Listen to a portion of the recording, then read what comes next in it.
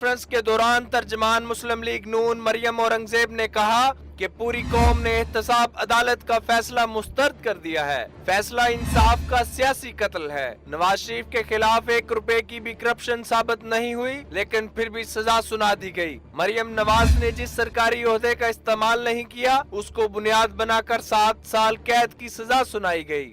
اس فیصلے نے خود تصدیق کی ہے، خود تائید کی ہے محمد نواز شریف کے اس موقف کے کہ 1 پیسے کی کرپشن ثابت نہیں ہو سکی۔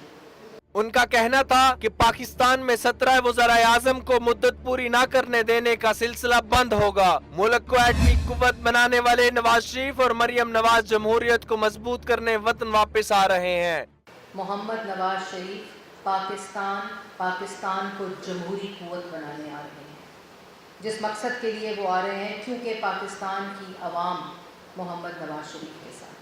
مریم اورنگزیب نے مزید کہا کہ نواز شریف کی وطن واپسی پر ان کا تاریخی استقبال کیا جائے گا۔ قائد مسلم لیگ نون کے استقبال پر کسی کو قانون ہاتھ میں لینے کی اجازت نہیں دی جائے گی۔